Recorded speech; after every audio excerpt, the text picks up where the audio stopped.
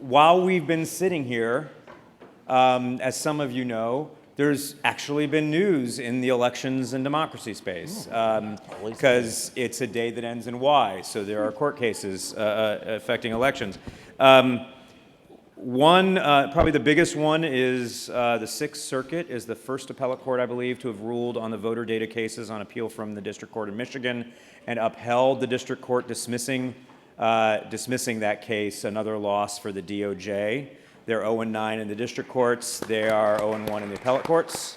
I worked at the DOJ for 7 years. I don't know that we lost 9 cases in the trial court in the entire civil rights division during that time. It's a pretty remarkable record of achievement. Secondly, a court has permanently enjoined the first executive order that was signed in March of 2025. There was already an injunction in place preliminarily, and that injunction is now permanent on the first executive order. And then, Stephanie, you had a really good question about the postal rules and the as they relate to the second executive order. I'll let you know, I think we're in the process of filing right now, but CEIR, in partnership with Public Rights Project and the Washington Litigation Group, thanks to those of you who are here with those groups, today filed an amicus brief in the DC Appellate Court on appeal of the initial denial of an injunction on the second executive order. About 100 election officials from all over the country, Republicans and Democrats, state and local levels, signed on to that amicus brief. And we'll be sure to send around a link. I hope you'll all read it. I think it's, again, it fits into what we're trying to do, which is to inform the courts about the nuts and bolts of election administration and the chaos that will be caused by some of the federal interference that we're seeing. So now we get to the second panel. Secretary Thomas made a comment about her election officials in Connecticut, and this is true a lot of places where a lot of these people got into the job because someone said, hey, you should apply for this job, or they got into it by accident. And if you talk to the election officials in the room, ask them how they got into elections, I find that a huge disproportionate majority got into it by accident. And that's not to say they didn't love the work, they just didn't, start their young election officials club in their high school. But they got into it by accident, and they found a calling, like the people that are up here and like so many of you in this room, to facilitate democracy for the American voter. I think it's one of the things that's most inspiring about their work. So now we get to hear from the folks who actually at the local level run elections and give the voters their voice. And we are very, very fortunate to have as a moderator for this Kyle Clark from WUSA TV in Denver, Channel 9. For those of you that are not lucky enough to live in Colorado and are not familiar with Kyle, you should be. Find him on social media, follow what he's doing. He has been the preeminent resource on things like the Tina Peters investigation. For some reason, as I know Matt Crane knows very well, Colorado, despite not being a swing state, has been a center for a lot of election conspiracy theorists, some of whom are running for statewide office. And again, Kyle's reporting has been indispensable. I cannot say enough that you should be following him, and we're so lucky that he flew into from Denver for this. To Kyle's left, we have Wendy Sartori-Link, who is the Supervisor of Elections for Palm Beach County, Florida. There are some prominent Americans who live and vote there. I'm speaking about my in-laws, actually. And Wendy, like so many of her colleagues in Florida, despite so much of the politicization, does an amazing job. And we're, again, very lucky that she flew up from Palm Beach to be with us today. Next to Wendy is my good friend Matt Crane, former Arapahoe County Clerk and currently head of the Colorado County Clerks Association in Colorado. And I know we have Colorado election officials here. Colorado election officials do such an amazing job and are so cohesive without any regard to politics whatsoever. Matt and I might not always agree politically. Is that fair? You're wrong a lot. But no one does it better than Matt Crane. To Matt's left, Seth Bluestein, who's a city commissioner in the city of Philadelphia, city and county of Philadelphia. City commissioners, as you may know, run elections in a very complex and very diverse jurisdiction of Philadelphia that has also been on the radar of many of the election conspiracies. And Seth has been involved even before he was the official city commissioner in assisting the former city commissioner, Al Schmidt, who is now the Secretary of State. I don't know if he's still in the room. We're very, very lucky to have Seth here. You're the person who has traveled the least amount of distance to be on this panel. And last but definitely not least, Trent Tripple, who is the election official in Ada County, Idaho, the largest county in Idaho, where Boise is. Do I have that all right? Mm-hmm. Excellent. Did I say Ada right? Yeah. Okay, good. Again, this is an incredibly bipartisan, incredibly accomplished group of election officials who are actually working every day. I can't believe you took time out of all the things you're doing, working every day to give voice to their voters. So let's hear from them and let's thank them for coming out.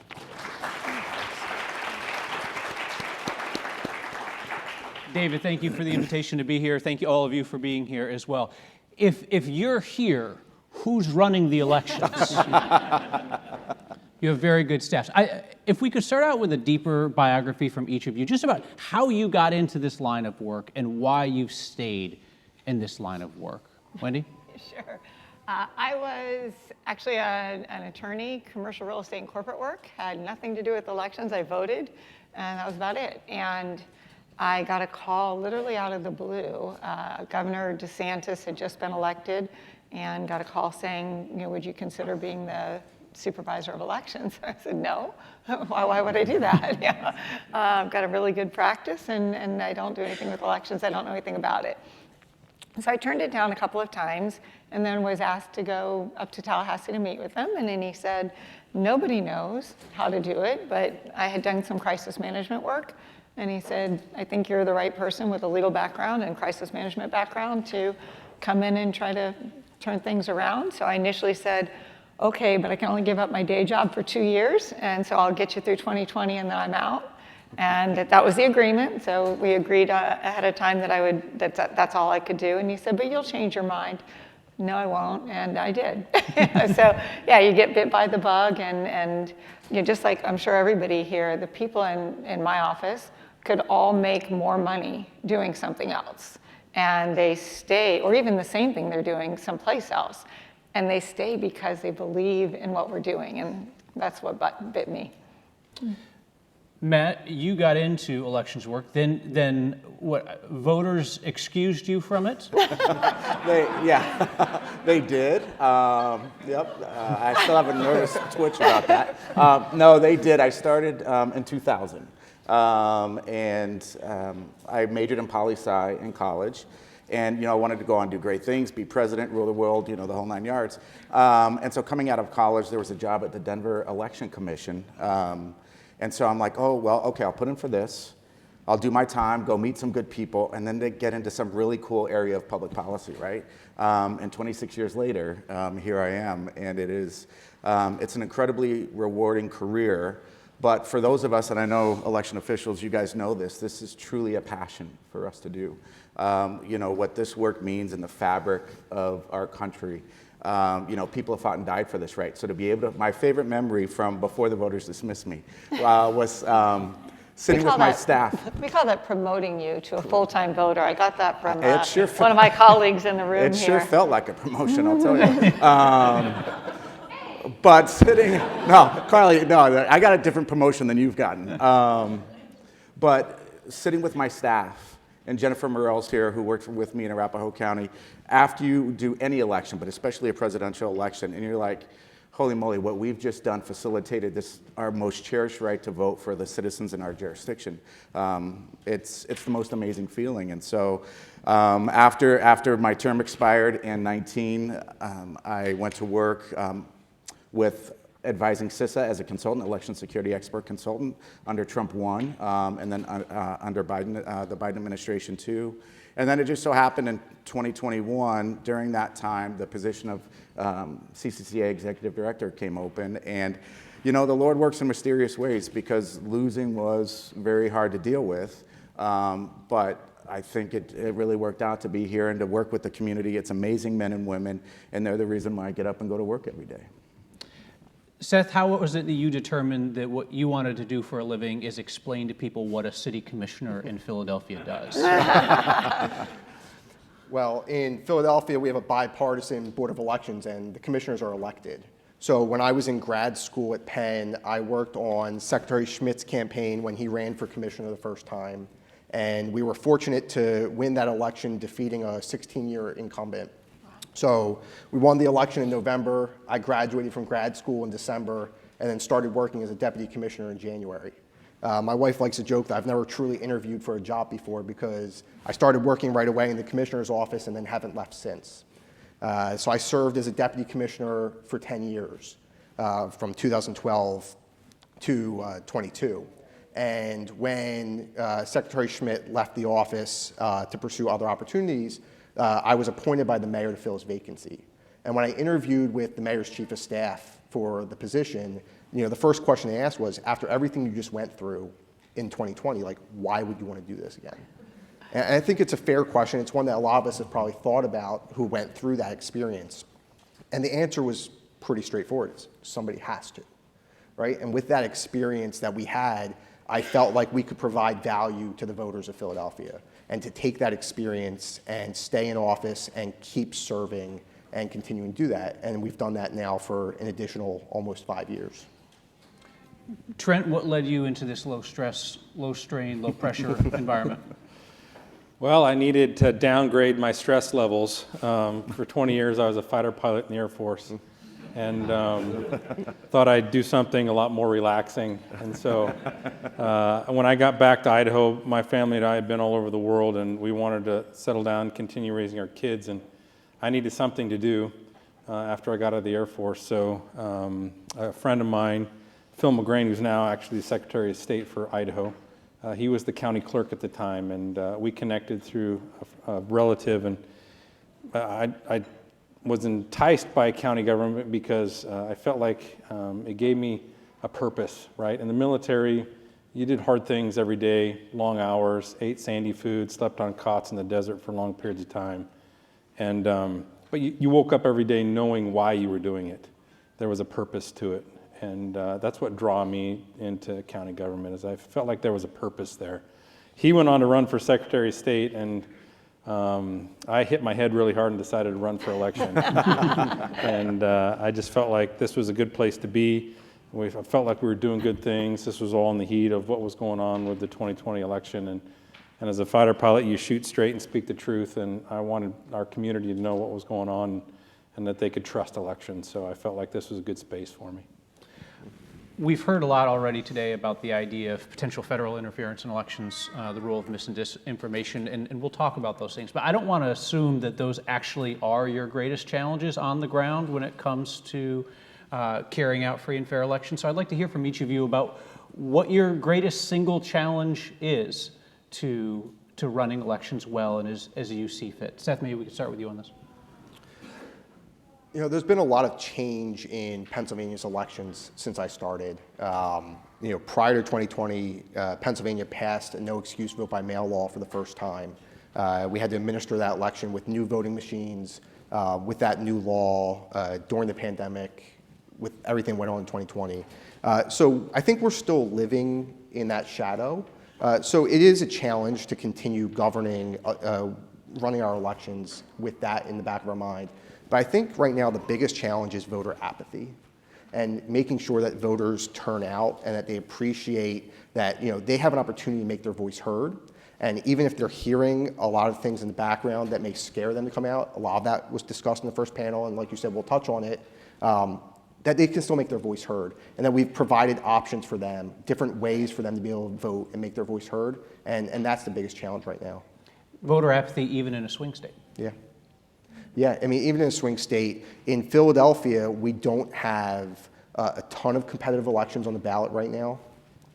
There's no Senate race. Our congressional races are largely determined in the primary in Philadelphia. But that being said, other counties in Pennsylvania are going to have very competitive congressional races. The gubernatorial race is not very close, but it's an opportunity for both parties to flex their muscle. Our governor may be exploring running for president in the future, and I think the turnout and the margin by which he hopes to have a victory, I think is going to play into that. Matt, what do you hear from your clerks, the 64, right? Yeah, 64 clerks in Colorado about their single biggest challenge? Well, I think there's a couple of things. One, I think that it's been a tough environment, as we know, as we've heard a lot of people say over the last 6 years, and election officials are tired. And they have to deal with a lot of different stresses, right? In Colorado, and I know this is true in a lot of states across the country, where election officials have other jobs to do besides run elections, right? Whether it's in Colorado, they have to run the DMV, they run recording in their county offices, so there's a lot to do besides this. And then, so it's the basic blocking and tackling of elections and making sure there's enough time and resources to be able to do that well. And the environment has changed so much over the last 10 years, right? In 2016, election officials had to start becoming cybersecurity experts. In 2020, it changed to, information and communication experts. And unfortunately, after 2020, 2021, 22, physical security experts too. So there's so much to focus on, which I think is part of what we see on a national basis, is chaos and trying to cause mistakes. But I think it's the basic blocking and tackling and make sure we're dotting I's and crossing T's that's keeping people up despite and trying to tune out all of the other noise. You mentioned the other roles of Colorado's clerks. Fun fact, Tina Peters, of course, did not want to be an election clerk. She wanted to run the DMV. That was why she ran for clerk. But then she had to run the elections as well. And if you talk to Matt, he'll say she didn't learn a whole lot about that job. Wendy, single largest challenge that you face? I think for us still it is the disinformation and misinformation, and that seeps into so many different things. It's what the voters hear, it's what the poll workers worry about, it's also, it gets into the legislature. So the legislators are just voters and citizens just like us, and they're hearing this misinformation and disinformation and then taking that to the legislature and creating bills and laws that may not make sense or may not be necessary or maybe tackling a problem that doesn't exist or in fact making it worse. And so we then have to deal with that. So I think it's a lot of, again, just the misinformation that you have a handful of people really wanting to spread, and it just sows doubt into so much. And any one of your residents more than others, or just all? Just a bunch of them? Yeah, just a whole bunch of them. Yeah, I think that there's certainly, I think they have a louder mouthpiece than they might have in other counties, just because of who lives near us. Sure. Trent, biggest challenge you face in Ada County? I think it stems a little bit what she just mentioned, legislators that are misguided in their laws. But the most frustrating thing for me is, on the dovetail of that, is that they say there's a problem, they want to fix it by passing these laws, but there's no funding associated with it.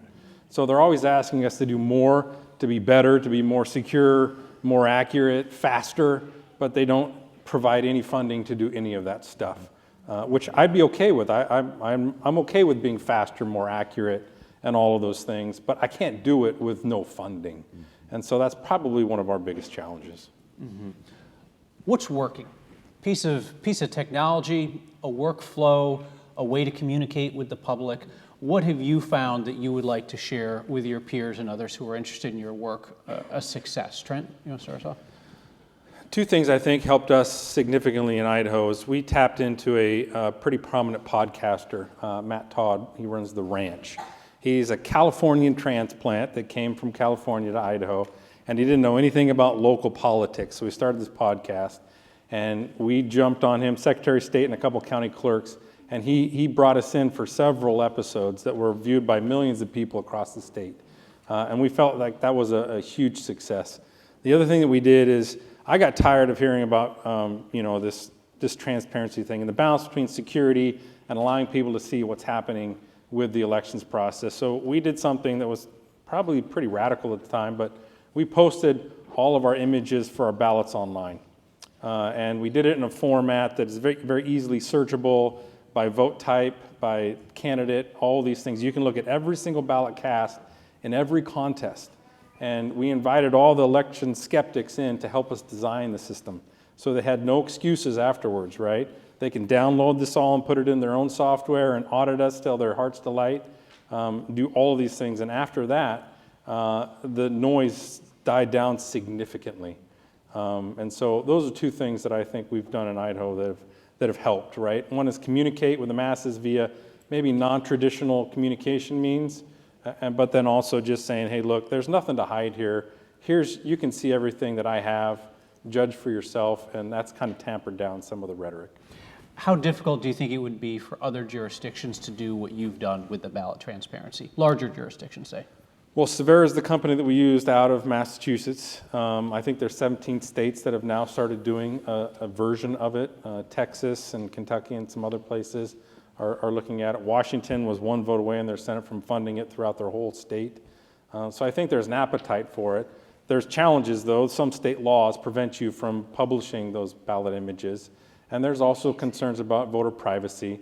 We let people know that you shouldn't put anything on your ballot that's going to personally identify you, because someone will know who you voted for then. And that's largely worked.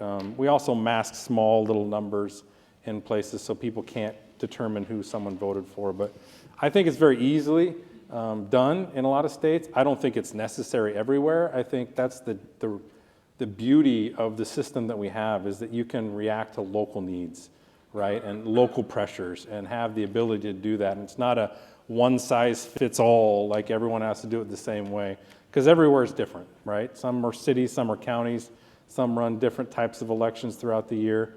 But I do think it helps to be more transparent, to tamp back on some of the frustrations that people have. Go, please. Yeah, we recently started with CEIR, and then there's also something from Florida State University with the Leroy Collins Institute that does something similar. And we have started putting all of our ballots on as well. What's interesting, though, is for us, we do have to go through, based on our state law, actually our Constitution, and making sure that there are no identifying marks. And so I was told, oh, well, we have this great tool. It's very fast. You can do between 500, maybe 750 ballots in an hour. Okay, well, when I have 750,000 ballots cast, that's a lot of hours to go through just to look to make sure there's not some identifying information. So, and then redacting it and whatnot. So it is something that I think is going to be interesting. It's something we've recently started doing, but there are some roadblocks to it just because of the time that it takes. What would you say is one of your best successes in Palm Beach County, either in terms of voter communication or process? Right. So I have a pretty robust outreach group, and we try to hit all different types of things. I think probably the most popular thing and the thing we get the most feedback, we started back in 2019, and that was the behind the scenes tours, the election experience tour, where we take people from the creation of the ballot all the way through. And we will run about 2,000 people a year through it. I think somebody said, if we could only get the entire county through, that'd be great. I'd love to do that. But we usually have about 2,000 individuals that go through a year through these tours. We're doing a lot of them right now. I run each of them so that at the end they get to ask whatever question they want. So they've seen the whole process. The feedback we get is that some who were sort of middle of the road, now they are energized to go out and tell people, this is good. There's a lot of these things. They don't know about ballot accounting forms. They don't know about the methods that we know, you didn't vote twice, and now that they know that, they're out there talking about it. And so we think that's good because it's, our 2,000 is now reaching a lot more people. Mm-hmm. I need some tips from you on this. And I don't know this. On my program a couple years ago, we tried to broker an elections tour for an elections denier who was running for Senate. We tried to get him to sit down with his Republican county clerk in his home county and actually do the tour. He wouldn't do the tour. So, Matt, what are your clerks in Colorado telling you is working? What's their big success these days? Well, I think a couple of things very similar to Trent. What we found is that inviting election enthusiasts or deniers into serve as poll workers. So, we like to say, come learn the truth from the experts rather than the lie from the grifters. And when they come in, we have great success to where if they walk out of an election and they say, well, at least I trust it in Summit County or in Routt County or in Weld County, that's a big win, right? Because before they didn't trust it anywhere. So if we can get them to go and at least be an ambassador in their county that things are running well, we will take that. I think the other thing too, though, is Colorado's very fortunate, and this is true before me, so I'm not trying to take credit for this, but we have a very strong association. I know you guys do too. I know you have a good association as well. But we're able to really help and support each other in a number of different ways. One, we made whenever anything's happening, as we talked about before, clerks are overworked. They don't have a lot of time for family, let alone anything else. So if we can go and get information around what's going on around the country or even in another county in Colorado, one thing that we found is that the people who are attacking this process, they're very successful in taking something that an election official in Arapahoe may say differently than somebody in Jefferson County. So we like to, we have everybody singing from the same sheet of music, so the language is really the same on that. And that makes a big difference. I think the other thing too is we made a decision early on. Sometimes politics comes into elections administration, and the state, if the state doesn't want to take on a role like moving forward our risk limiting audits or signature verification audits, we made a decision in 2021 through the association that we're going to push forward on that. And the cohesiveness of our group allows that to happen. And so, we found if for some reason this corner of our election world won't lead or won't do something, then we're going to do it. And we've been able to move a lot of good policy forward that makes our elections better, stronger, more secure, and more accessible. Seth, what's working in Philly? Yeah, well, I know Matt mentioned her in his intro, but I'll give a shout out to Jennifer Morell for working with us in Philly to help improve our ballot counting process. And if you think back to 2020 and everyone's sitting there waiting for the presidential race to be called, and you're probably watching on your TVs the ballot counting at the Pennsylvania Convention Center, and it took until Saturday morning for that race date called. And we invested a lot of time and effort and resources from then through the 2024 election to improve our processes, and we made a huge difference. And we bought more high-speed scanners, we improved our processes, we brought in more staff, did more training. So we made a lot of effort to improve that, and since then I've felt very good about the work we've done in how fast we've been able to count these ballots. And we're not sacrificing accuracy or integrity or anything like that, but we're able to get the ballots counted faster. And it's important because at the end of the day, the truth of those results are in those ballots, right? I know Secretary Schmidt has said that before in 2020. And we want the public to know what those results are as soon as reasonably possible. And in order to cut down on the mis and disinformation that we're all facing, it's important to do that. And we were successful in 24. So as local elections officials, one of the things that you have to do is interface with local media, which is like national media, but just generally less intelligent, less attractive. Where are you finding successes and challenges in getting accurate messages out through local media? Wendy? We've been really fortunate.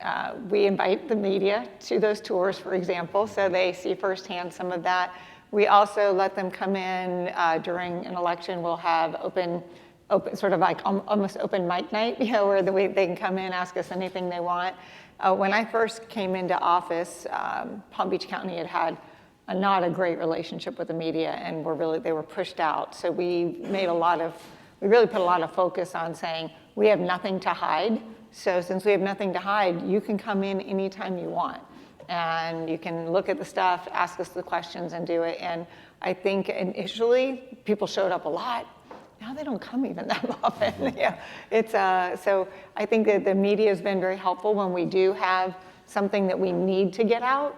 We'll call them and say, this is happening and we need this information out, and they're great about that. Mm-hmm. So we use them a lot. Trent, you talked about the successful relationship that you had with that podcaster, which I've been told is the future of media. But in terms of your other local media, successes, challenges? It's the same with this podcast, right? I have a personal relationship with him, right? And that took some time to foster. It's the same with the other print and broadcast media in the local area. If you spend time with them, right? I always think that if you're eating lunch by yourself in your office, you're doing something wrong, right? Invite some of these folks out, spend time with them, get to know them, right? I remember the flight out here at my layover in Minneapolis, I had 3 interviews over the phone with people that have my personal cell phone that call me up and say, hey, I'm doing a story on this.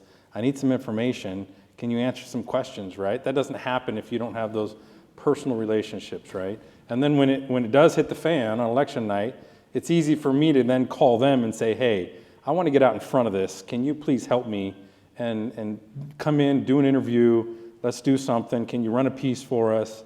And it's very much a quid pro quo type of thing. But it's just open communication and personal relationships with the media that I think are the most effective on all forms of media, right? Our social media stuff, I have someone run that for me because I stink at it. I have accounts, but I'm just not really good at it, right? And you have to constantly be doing that. And I think you need to be involved with it on a regular basis. But you have to go where the people are, how they're getting their information. And we're seeing a shift to like 15-second, 30-second short videos, right? And so that's what we've been working with this podcaster to do is we produce a bunch of those and we put them up in a library, and when people search it, he knows the algorithms, he knows how to up boost them or whatever and get people to see them.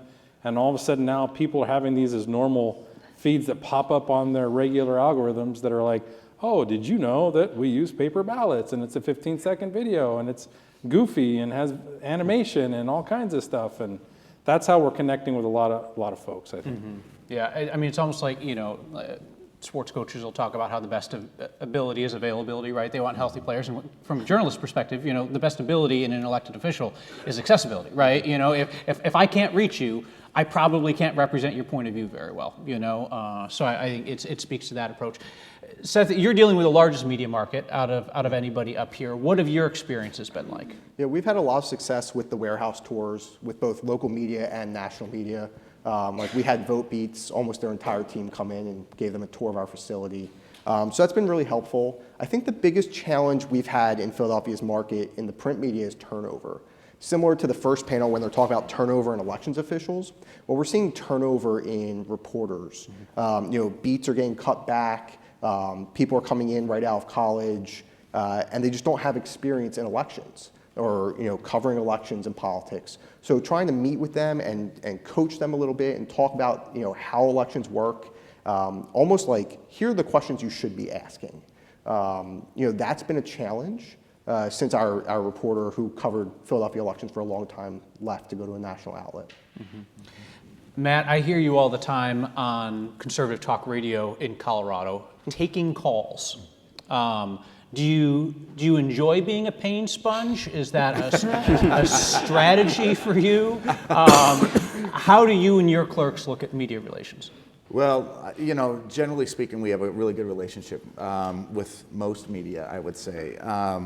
But the hard part is if you don't go to certain places, then people are only going to get bad information or wrong information. And so sometimes you have to go in and take the bruises. I actually enjoy that. I'm like, okay, let's do it.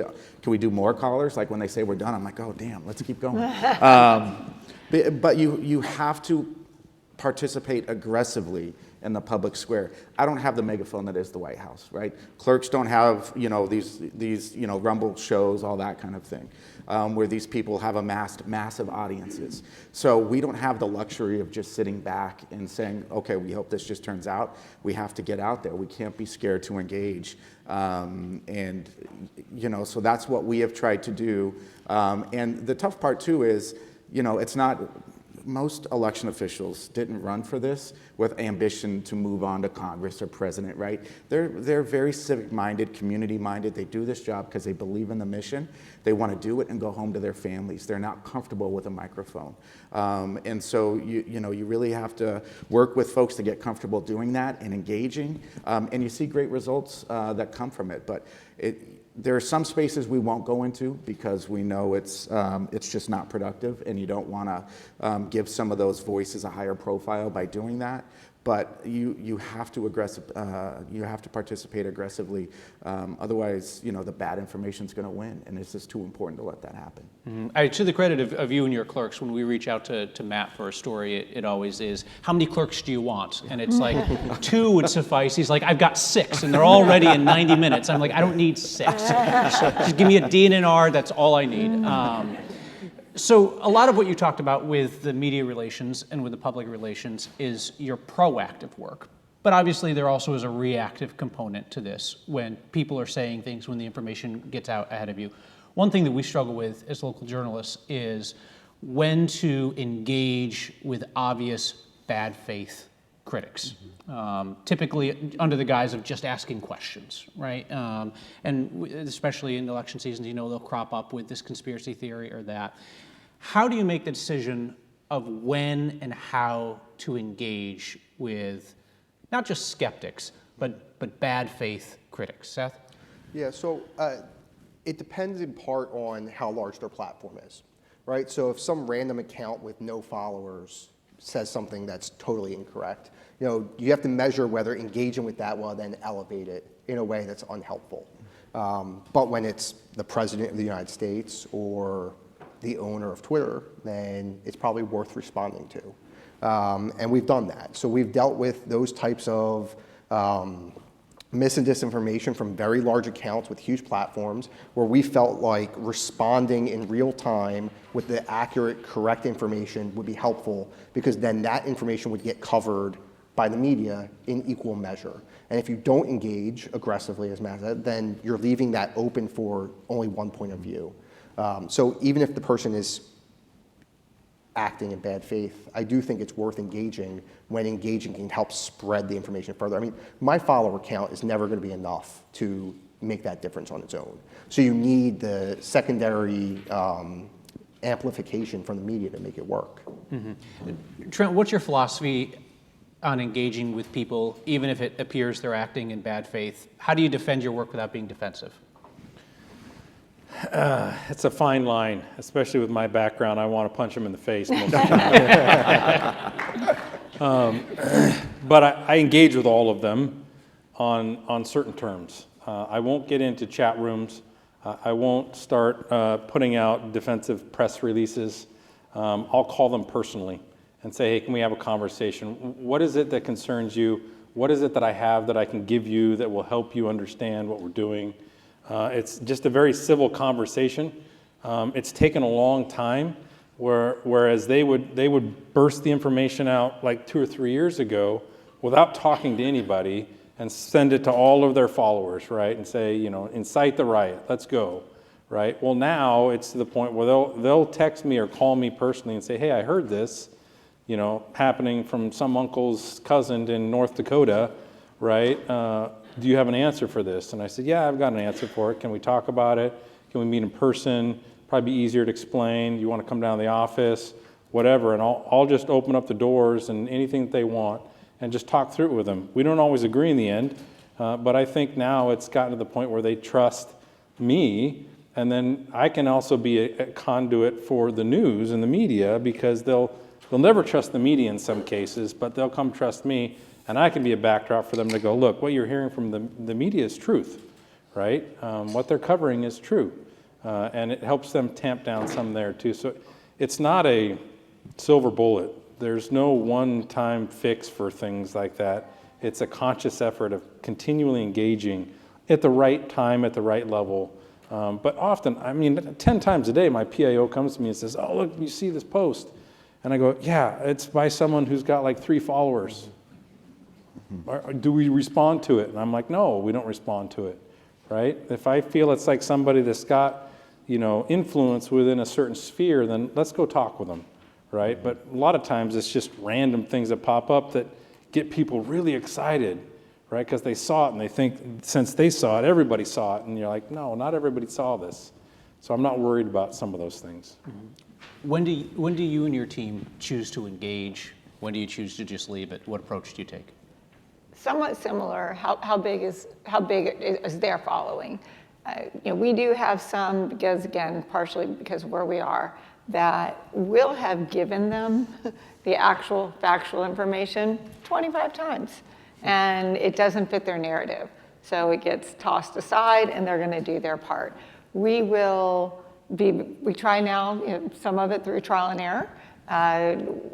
How are we going to respond? Is it going to be in writing so that at least we have the proof of what we actually said, as opposed to a clip that they took part of this, and almost turned it in, like the precursor to the AI, deepfakes, where they've done it. So we'll be very careful about how we're doing that. But if it's just completely inaccurate, we do take the approach, if it's going into a wide enough audience, we have to correct it.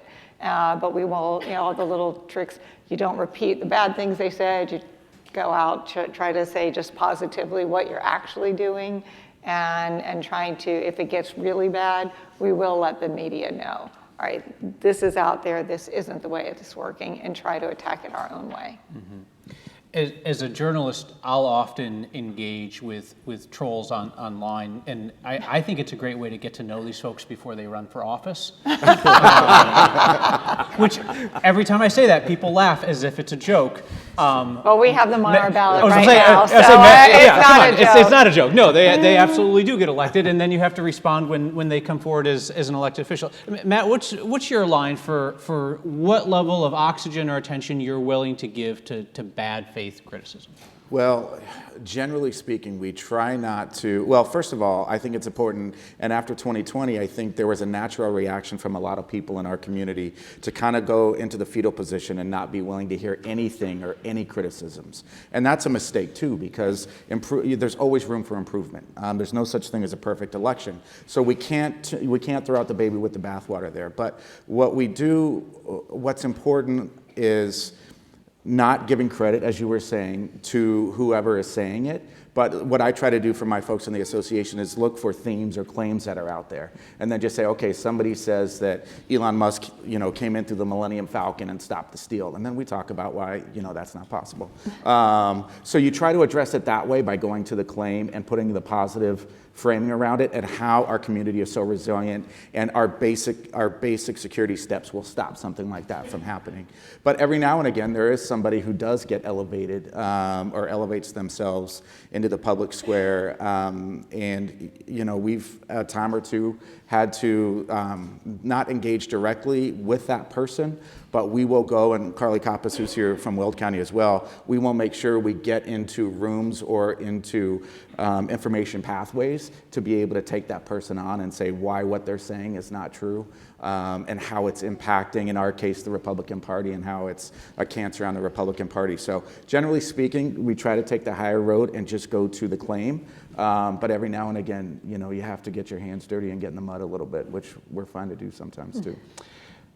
This next question might be even more anecdotal than some of the others, but I'm curious because we do have kind of a sampling from around the country. So I'm curious what you think of this. And just for anybody who's not familiar, we've got Trent, who is a Republican in a red state, and we have Seth, who is a Republican in a blue city in a swing state, and we have Matt, who's a Republican in a, sorry buddy, blue state now. Tina Peters says it's red. Tina Peters says a lot of things. And then we have Wendy, who is a Republican turned no party turned Democrat in a red county in a red state. Did I get that right? That was a lot, in a slightly blue county in a red state. Slightly blue county in a red state. Okay. Like very slightly, but yes. And now with that extended windup, the actual question. How do you take the temperature of folks who are casting doubt on elections these days? Because from where I sit in a local newsroom, it seems like what once was deeply held belief has become somewhat performative, almost like it's a social signaling kind of thing to express doubt in elections, kind of a shibboleth, like it's just kind of a, I say it because that's how I fit in with the club. Is that what you get? Are you finding new deeply held beliefs? Does the question make sense? This is what I'm trying to get at. It's like, I don't know how many folks really believe what they're saying about elections anymore. Seth, do you have a thought on that? Yeah, I mean, at least in Philadelphia, I don't think it's performative. I think we should be careful about, and they mentioned this in the first panel, right? There are people who have legitimate questions. Now, how they got to those questions may be that they were influenced with mis and disinformation. But I think they're legitimately held questions that they want to get answers to. So being able to answer those questions about how elections are being run, I think is fair and it's important.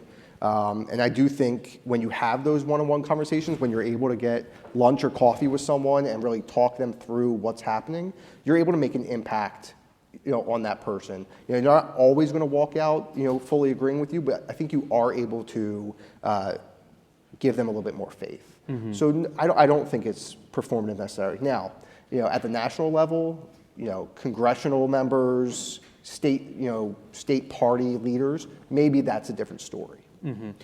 Trent, do you get a sense of the trend line in terms of, is there increasing skepticism about elections where you live? Is it waning? It's waning. 5 years ago, 30% of the people in Idaho trusted elections. Now it's like 75, 80% trust elections based off the latest polling.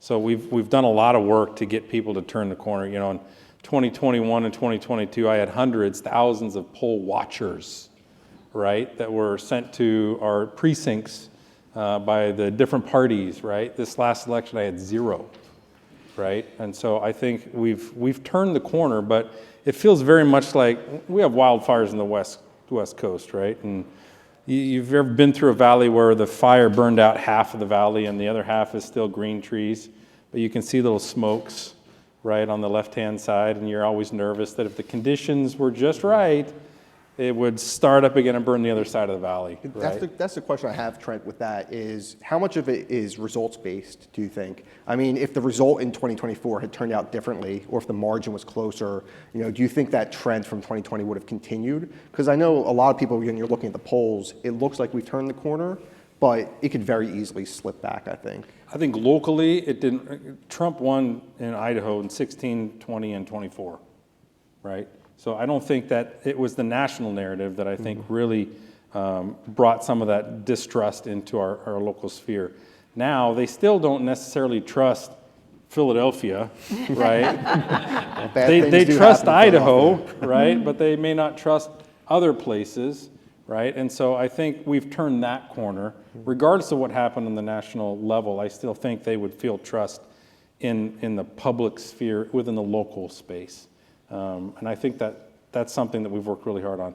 Our next challenge is getting them to trust what happens in the LA mayor's race, right? Because that affects everybody now. We just got to continue working on that. Dave is really fond of this, that, everybody has a lot of similarities, right? We're all, except maybe one state, working off paper ballots, right? We're all checking signatures. We've all got these processes in place, and we need to continue to communicate that to our local folks so that the national narrative starts to change and people go, well, I trust, even though I live in Boise, Idaho, I trust elections in Philadelphia, right? That's a lot of my interviews now. They'll be like, what about elections? I'm not focused so much on local elections anymore now. I'm trying to get as much communication out there about how elections generally everywhere are good.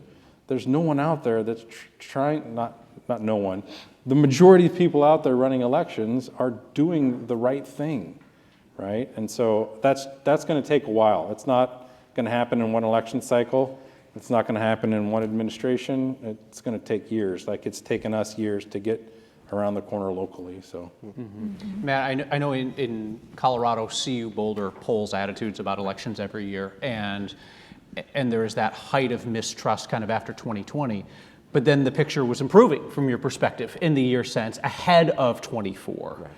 Where do you feel like the trend line is going in Colorado? Well, unfortunately, I feel like we're sliding backwards. And we've seen this too. I think The Atlantic did a great piece on how MAGA is winning the election wars or the election conversation. And certainly in Colorado, I think that's happening where right around the time where that article hit, this was in the May, I think, I heard from a couple of Republican campaign consultants separately, same week, saying, oh my gosh, we need help. Because people that 2 years ago would never even given a second thought to this are now saying, well, maybe there's a there.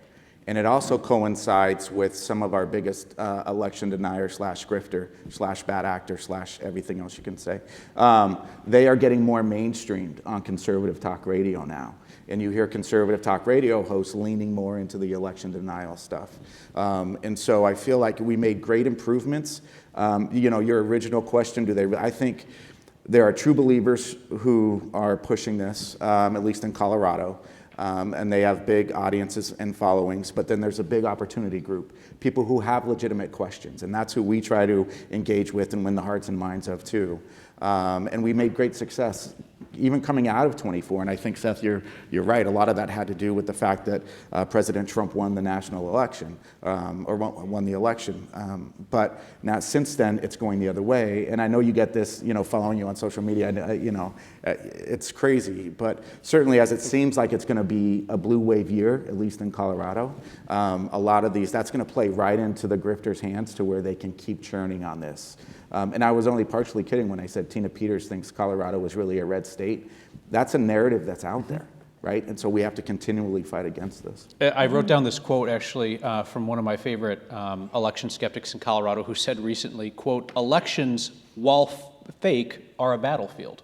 Yeah. I'm going to read, "Elections, while fake, are a battlefield." And I look at something like that, and I can't tell if it's performative or if it's sincere. Where do you think the trend line is in Palm Beach and in Florida more generally? And to tie into Seth's improvement on my question, to what would you attribute that trend line if you see one? I think right now we're seeing it's going in the right direction. I think we are seeing there are a handful in Palm Beach County, and I suspect in other parts of the state as well. You've got your handful of people who, again, going to use that misinformation and disinformation. They're usually the creators of it. We call them the broken toys. They are looking for a community, and they don't have a community. So they create a community by finding all the other broken toys to hang together and create misinformation. And that's their thing. Luckily, it's a pretty small group. And although they take up such a huge amount of our time because they're there at the moment we open and they're there until we close, and they've got their signs out, they're protesting everything we do, we have to step back and remember they represent such a small portion of our audience. But when you're also talking about something that came to mind when you mentioned people trying to fit in, we are having, and Palm Beach County currently is about as purple as we're going to get. We are just under 35% Democrat, just over 34% Republican, and then about 31% NPA and minor parties. So we're it's all about turnout, it's all about that. But what we're finding is when people call our office, and they don't have to, when they want to change parties, they can change parties every day if they want. They don't have to tell us why they're doing it, but people want to talk. We have a lot of elderly voters in Palm Beach County. So sometimes I think our staff is their buddy, right? They just want to call and chat. And we're getting calls now from Democrats saying, I'm a Democrat and I can't I'm not getting invited to dinner anymore. I'm not getting invited to the cool club because my community and where I live is more Republican, it's more MAGA. I'm going to change my party so that I can fit in better. But I want to know, can I still vote the way I want, right? And that then leads us to explaining secret ballot vote, but also explaining that Florida's a closed primary state. So it depends, which election are you talking about? If you want to vote on the Democratic primary and you switch your party, you're not getting that Democratic ballot. And so we do a lot of that, but we are finding that more and more. People are changing parties to fit in. And that's interesting because it also means where they were for a while you couldn't trust polling because people were using their cell phones and whatnot. I wonder how much you can trust, this is going to go this way because it's such a high percentage Republican or Democrat, especially in a county like ours where it's almost identical. But how many of those people are voting the way their party is? Mm-hmm. We had a U.S. Senate candidate in Colorado who changed his party registration 17, 18 times, including 2 or 3 times in one day. And I thought he was the most relatable guy that I had. Matt, a question just for you. Democratic Governor Jared Polis recently commuted the sentence of Tina Peters, who was sentenced to 9 years, was likely going to serve half of that for her role in a scheme to bust into Colorado's voting systems and then turn over information to election conspiracy theorists. The governor did that over the pleading of your county clerks. Mm-hmm. What was the impact of that decision on the ground in Colorado for folks who work in elections? When it finally happened, I think our folks were prepared for the decision to come. He had been signaling for months that he was going to do it. He was wanting to do it. He was basically laying out the roadmap for her to apologize properly, which she didn't really do, to be able to do it. But it was when it became clear that he was going to do it regardless of anything else, it was completely demoralizing for our community, because you have 63 other clerks who showed up every day and did their jobs and worked hard to make sure that people could vote accessibly and securely. And if they had questions, we would talk about that as a community. Is this true? Is this true? And people would do the work to understand how elections work and how their systems worked. Tina was never that person. She was a low information clerk. She was more interested in being somebody than being a serious policymaker and an election official. And so, in a large quarter of the right, or a part of the right, election officials get no quarter. Most of the threats come against Republican election officials for standing up at county assemblies and saying that's not true. It was a Republican county in southern Colorado that just got firebombed last year. The tabulation office got firebombed last year. So it's an incredibly difficult environment. And then when the governor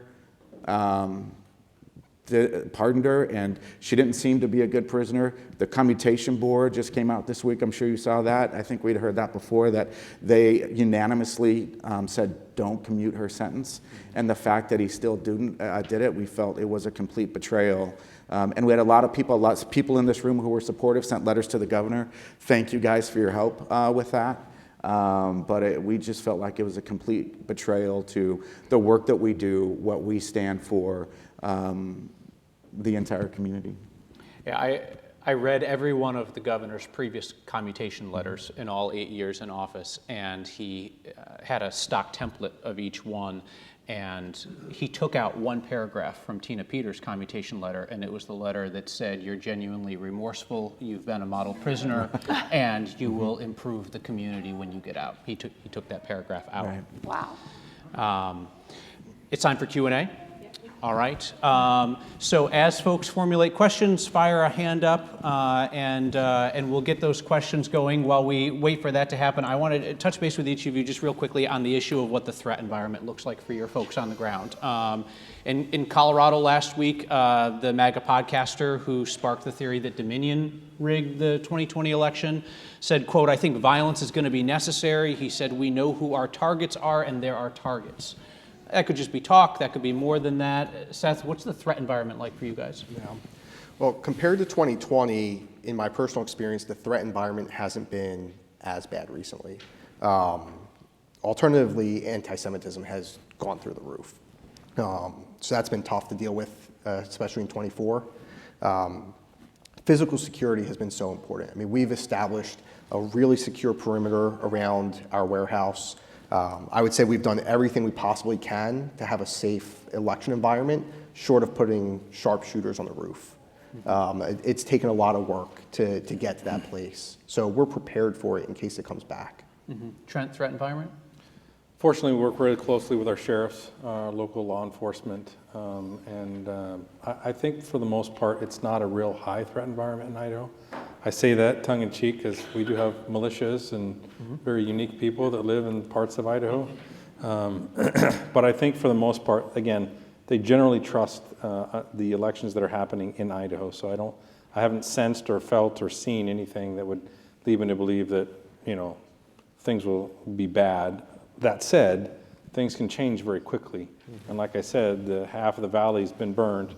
There's still little smoke pockets out there. Anything conditions-wise could change, and things could turn around very quickly. So, Wendy, your threat environment?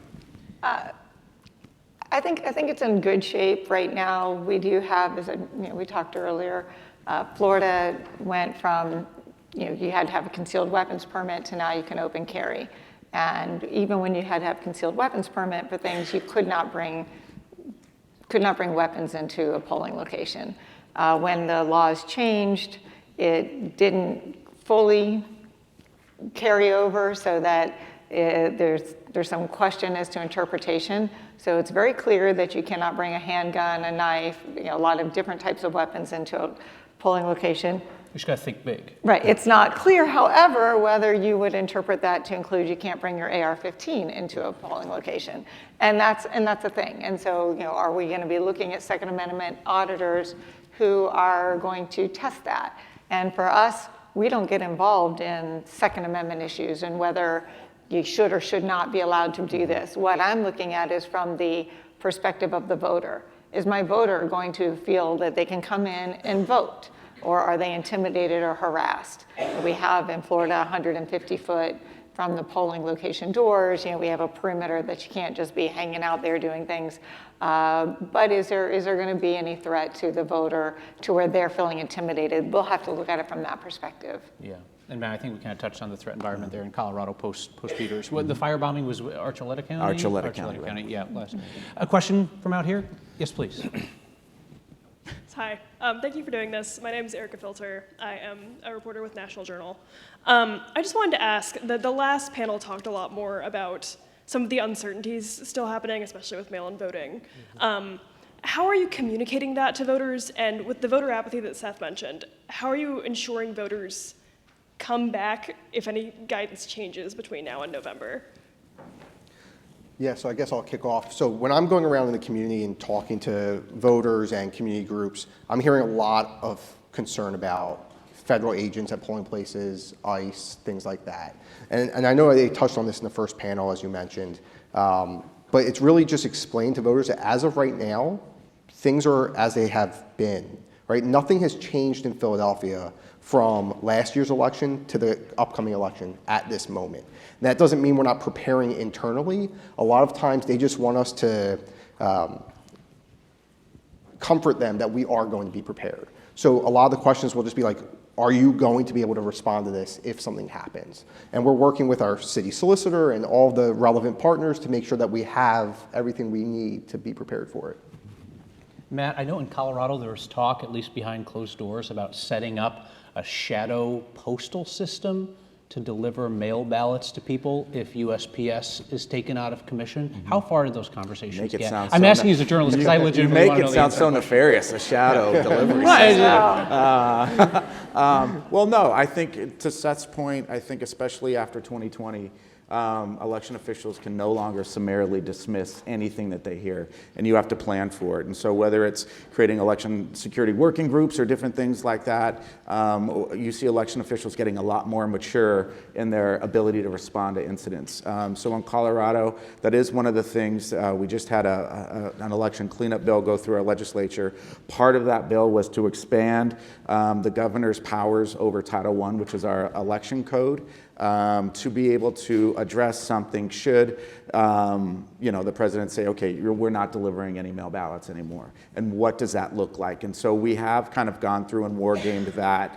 How would we still get ballots to voters? How can we still make sure that people can vote as easily as possible in a more strained environment? So those conversations are absolutely happening as they should. And to Seth's point, I think voters expect us to have those conversations and still ensure that they can vote as easily as possible. And so we'd be remiss in our duties if we weren't doing that. And in states who have true early voting, they have a little bit of a leg up where they can direct voters to vote in person early. In Pennsylvania, we don't really have that. We have in-person, over-the-counter vote by mail. So what that means is we've established offices throughout Philadelphia where a voter can go in, apply for a mail ballot, receive that ballot over the counter, and turn it back in all in one stop. So utilizing the resources that we already have available and trying to educate voters that if the post office will not deliver your ballot, come to one of these offices that we have in your community and we can provide your ballot directly to you. We're going to try and make sure that we can communicate that as effectively as possible. Did that answer your question? Okay, fantastic. Another question? Hi there. Jim Saxa from Democracy Docket. I'm a reporter. You guys are all Republicans, or at least were Republicans. Most, not all, but almost all of the disinformation, misinformation is coming from the right now. And it's not just coming from the right, it's coming from the highest offices of the Republican Party. And it's not just the president, it's Mike Johnson, it's Senator Schmidt, it's Senator Mike Lee.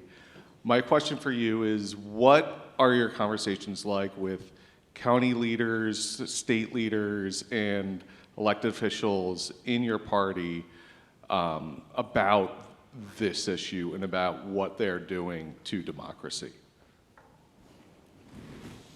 I have lots of conversations around this front, and my first statement to everyone that wants to get into this conversation is that what happens in your house is 1,000 times more important than what happens in the White House. I think local politics has a much bigger play on people's lives, and that's where I focus the conversation. I don't really want to get into the national politics of it because I don't think that affects kids' education in my local community, the roads, the public safety, is the sheriff going to show up if you call 911, all of those things. I really point them back to their civic engagement really affects their local lives much more than all this national narrative that's happening about all these other things. Yes, immigration's important. Yes, national defense is important, and all these other things. But really, what I'm focused on at the local level, the county level, is just getting people to talk about how important it is that local officials and local elections are conducted properly, and the conversation isn't about did someone get duly elected at the dinner table. It's about how did that person who was elected doing their job, and focusing on the policy and how it's affecting our lives. So that's the conversations that I'm mostly involved with. Hey, Jim, good to see you, man. Yeah, so I have a great relationship with our local Republican committee. I'm elected, so I have to go to political events and go through that process. And then I leverage those relationships when there are questions at the state and the federal level. So it's working with our local party officials and partners and the activists on the ground, building that trust. They can get tours the same way I mentioned we gave tours to the local media. So we bring them in, show them how the process works. Oftentimes the local party is part of the process. So whether that's poll watchers, ballot counting observers, helping to recruit poll workers, they're involved. So a lot of times the local Republican committee person is also, their wife might be one of the clerks on the election board in their division, in their precinct. So that experience and bringing them in at that level is really helpful to then pass that message up to the state and federal level. What we've done in Colorado, we've done a lot of what Trent and Seth have said too. It comes down to a couple of things. One, relationships. If you listen to some portions of the right, Carly and I are rhino boogeymen who are on George Soros's payroll, right? So it's a lot easier, it's a lot harder to buy into that if you build relationships with people and have those conversations and answer questions directly. We've also, though, taken a different approach at times where sometimes you need to swing a heavier bat. For instance, a few years ago, Carly and I organized a letter from current and former Republican election officials, from secretaries of states to clerks, pushing back on a lot of the narratives that were coming from the state party and from the president. And we got a lot of good feedback on that. Unfortunately, some that said, okay, well, we're going to stand up and do more. For others, it was, thank you so much, I agree with you, but if I stand up, I'm going to get primaried, I'm going to lose. And we see that on a national level too. But we know that they're advocating behind closed doors for smart policy. So it's somebody said earlier, Trent, it may have been you, this is a long game we're playing here. This isn't gonna turn around in a day. Unfortunately, I think it's generational. And so we need a multi-pronged approach to be able to do that. Quite frankly, we're still working on that. We don't pretend to have all the answers, but I'm grateful for this community that's willing to work together regardless of party to try to figure those answers out. I'm slightly different since I am a different party right now, but we really don't work directly with the party as much because of party rules that they might have and who's allowed to come speak or not speak. And honestly, they are often part of the misinformation, as you mentioned, at our local level. However, what we will work on with is our local officials who are Republicans, who have been through the process. We'll work with prominent Republicans who aren't necessarily part of the party structure in the county, and we work with them, and they're the ones who are out talking about the elections have never been safer in Palm Beach County. This is the way it needs to be doing. So we don't necessarily just go to a party structure because it's not effective, but we will go to who has the microphone, who's got the great voice, and who is trusted by the people of both sides, and we'll work with them. Another question? Steve Huffner from the law school at Ohio State. And first, thanks to each of you for all that you are doing and for being here today. Near the top of the panel today, both Wendy and Trent talked about the ways in which your state legislatures are sometimes making your lives harder, creating challenges for you. But I wanted to put the inverse question to all four of you. Aside from providing more funding for what you do, what's at the top of your wish list that you'd like to see the state legislature do to change the laws that you administer? I'll say the first thing that I'd love my state legislature to do is to push back against the federal government trying to interfere with elections. and not jump on that bandwagon. Idaho's predominantly Republican, 70%, and our legislature is Republican. And when they hear the president speak, they want to jump on that bandwagon. What I'd really appreciate from them is to say, you know what, we're a federalist nation, and we created the federal government of states. Stay out of our business and how we're running elections. So I'd really love for them to take a more vocal standpoint from that level. In Pennsylvania, we have a split legislature, so I don't really have much confidence that anything's going to get done. But the thing that we need the most is pre-canvassing of mail ballots prior to Election Day. So unlike many states, in Pennsylvania, we're not allowed to review or open the mail ballots until polls open on Election Day. So in the 2020 election, when Philadelphia had 400,000 ballots, we also have a secrecy envelope and an outer envelope that the voter signs. So what we're talking about is touching 1.2 million pieces of paper, and we can't start until Election Day. So the thing that would help lead to the most confidence in Pennsylvania's elections is a pretty simple fix. And they can just look at other states that already do this and just adopt one of their timelines and do it in Pennsylvania. Like Florida. We have a pretty good relationship with our legislature. We know where the guardrails are to get things done, and we've been pretty effective in doing that, including modernizing our funding. So that's a good thing. I think if I could change one thing, it would be, and I mentioned this before, after 2020, there's so many false narratives that come out, and a lot of attempts to improve the integrity of our elections, common sense steps to be able to do that, get totally dismissed because people think you're tipping your hat to the president or something like that, where before President Trump, this would have been a normal part of the conversation about how we can improve integrity. So if that, what I wish is that they had a little bit more of an open mind, that anything on the integrity side, trying to improve integrity, is not trying to tip our cap to President Trump. We don't worry about the federal government, could not agree more. Stay out of what we do. You got enough problems with your day job. Let us focus on what we're doing in Colorado and continue to pioneer and push forward on both access and integrity. So don't be so reactive and so political. Just work with us to improve the model. I think for us, we understand we're a ministerial office, and so we are not trying to influence the policy. We recognize, our legislators were elected to enact policy. What we would like to, I think, do a little bit more of is work with us to understand how the policy you want to implement, how is that going to affect the administration of the election? And not to say that you can't take that policy through, but maybe there's a better way to enact what it is your goal is, but in a way that isn't going to take election administration and turn it upside down.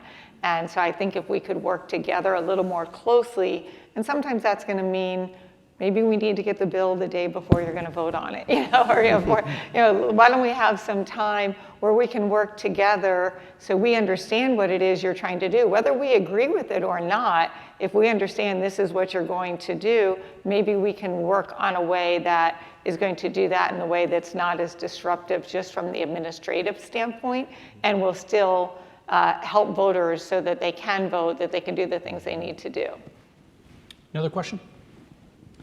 Hi, I'm Ryan Germany, formerly General Counsel to the Secretary of State's office in Georgia. Now I'm an election lawyer in private practice.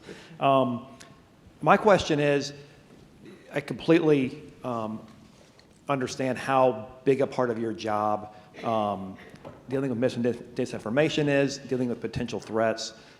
Trust me, I understand that. But I'm interested in how important is it and what kind of advice would you give to other election officials? Because all you guys, I think, do a great job with this. But how important is it to do the nuts and bolts of, the election, whether it's registering voters, districting them correctly, list maintenance, all the things that are really tedious and difficult to do right all the time. How important is that, and how do you make sure you do those right so that you can kind of not give people, and again, what Matt said, there's no such thing as a perfect election, but how can we minimize the ammunition, and how do you guys each kind of ensure that you do each of those things right to the greatest extent possible in your jurisdictions? I'll never say that I do everything right or we're ever going to get it perfect. I think one of the biggest things that I've learned in this process is humility and admitting when you're wrong. We had an NPR reporter get his registration canceled because he shared the same name as another individual that lived on a street that had passed away.